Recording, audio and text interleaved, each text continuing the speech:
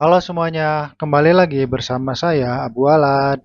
Pada kesempatan kali ini, materi yang akan saya sampaikan adalah Monitor and Manage Linux Process. Nah, materi ini bertujuan untuk membahas cara memantau, menganalisis, dan mengelola proses Linux pada sistem berbasis Red Hat Enterprise Linux dan turunannya seperti Rocky Linux. Kemampuan ini sangat penting sebagai seorang sistem administrator untuk menjaga stabilitas performa dan keamanan sistem. Nah, untuk perintah-perintahnya ada sekitar 10 perintah yang akan kita praktekkan. Yuk kita coba. Baik, kita akan mempraktekkan materi-materi yang telah saya sampaikan sebelumnya. Untuk materi pertama adalah perintahnya ps spasi aux spasi pipe head. Nah, perintah ini digunakan untuk menampilkan snapshot proses yang sedang berjalan. Dibatasi 10 baris pertama. Kita coba. Nah, di sini bisa kita lihat ada 10 proses pertama. Prosesnya kita lihat yang dijalankan oleh usernya root. Di sini kita bisa lihat prosesnya. Nah, untuk selanjutnya kita akan mempraktekkan proses yang dijalankan oleh user tertentu. Kita ambil contoh, prosesnya adalah Abu Alad. Mari kita coba. PS spasi minus U spasi nama usernya Abu Alad. Kita coba.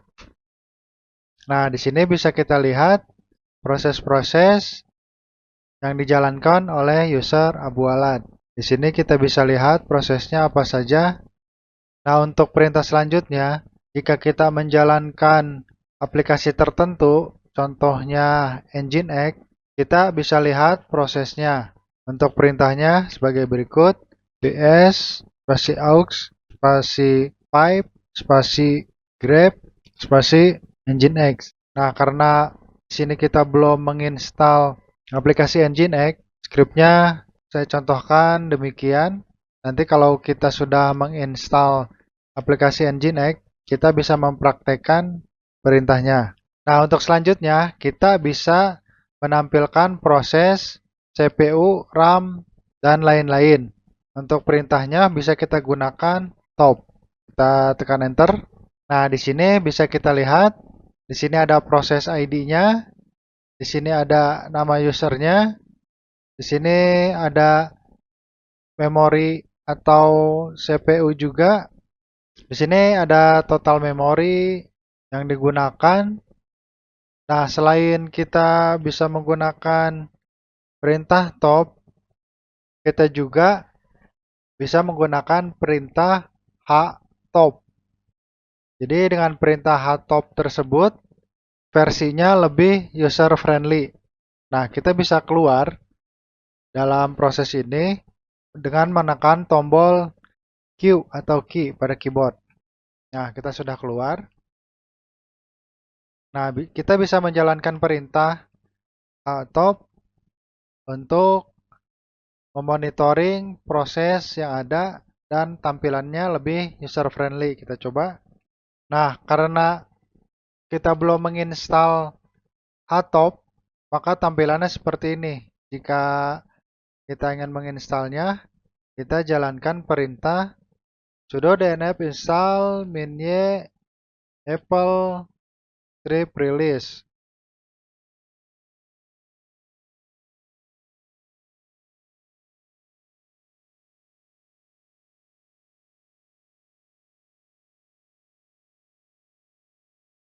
Nah, perintah tersebut untuk mengaktifkan repository default. Nah, jika sudah selesai, perintah yang kita gunakan adalah sudo spasi dnf spasi install minye top. Kita tekan enter.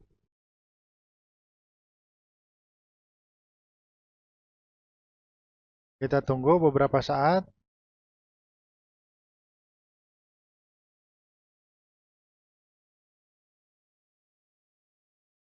Nah, jika sudah selesai atau komplit, kita bisa lihat versinya.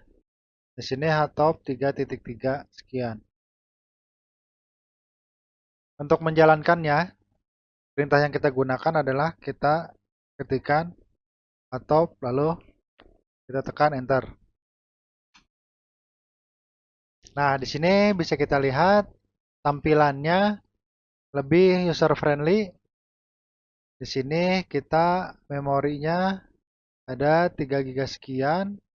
Yang digunakan adalah 1,5 GB sekian. Di sini kita menggunakan CPU atau prosesornya 2. Di sini sudah terpakai dengan persentase tertentu. Di sini ada main memory, proses ID-nya sudah ada, lalu usernya yang menggunakan siapa, dan ada beberapa informasi-informasi untuk keperluan memonitoring dan menganalisa. Jika sudah selesai, kita bisa keluar dari monitoring menggunakan aplikasi httop. Kita bisa menggunakan pada keyboard tombol Q untuk keluar. Nah, jadi seperti itu. Untuk perintah selanjutnya yang bisa kita gunakan adalah vs aux minus 2 kali short sama dengan minus persen CPU spasi pipe head. Nah, perintah ini digunakan untuk mendeteksi proses yang membebani CPU. Nah, head ini adalah 10 baris pertama yang akan ditampilkan. Mari kita coba.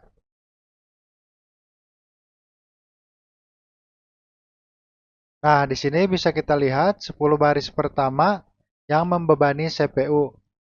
Jadi, ketika kita mengalami kendala overload CPU atau prosesor, kita bisa melihat proses yang paling tinggi yang membebani CPU.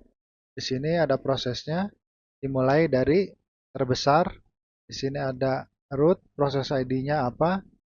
Nah, di sini ada komennya. Kita bisa lihat.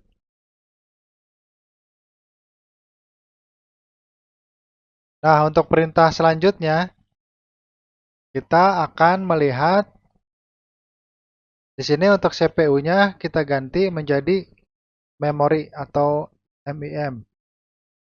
Kita tekan enter.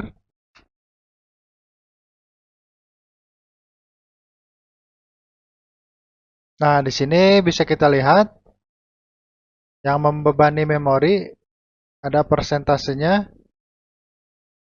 Di sini ada 11% oleh usernya root. Lalu di sini ada 9% oleh usernya Abu Alad menggunakan shell. Nah, sepertinya ketika kita menggunakan remote, di sini terlihat ada kapasitas memori yang digunakan. Nah, jika kita menggunakan aplikasi-aplikasi lain, di sini akan tampil memori yang digunakan. Oke, untuk perintah selanjutnya, jika kita ingin menghapus proses atau menghentikan paksa proses, kita bisa menghentikan proses tersebut.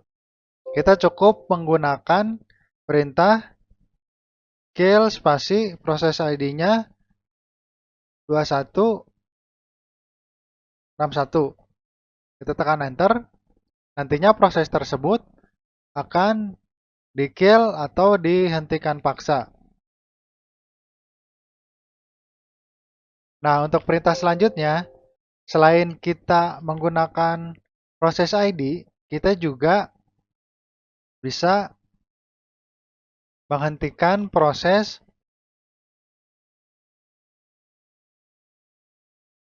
yang digunakan oleh aplikasi tertentu. Contoh scriptnya adalah vehicle, lalu nama aplikasinya. Contohnya Nginx. Seperti ini. Jadi jika Nginx punya banyak proses ID, kita cukup menghentikan proses dengan nama aplikasinya atau nama servisnya. Contohnya seperti ini. Nah, yang terakhir, kita bisa menghentikan proses yang sedang berjalan berdasarkan user, atau kita bisa menghentikan atau logout user secara paksa. Untuk perintahnya adalah sudo spasi vehicle spasi -u spasi nama usernya. Di sini kita contohkan misalkan sysadmin.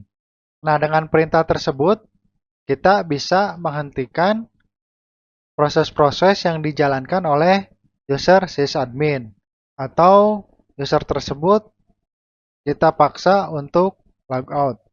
Nah, demikian perintah-perintah yang bisa kita praktekkan. Kita akan melanjutkan ke materi selanjutnya. Jika suka video ini, silakan like, comment, share, dan subscribe. Sampai jumpa.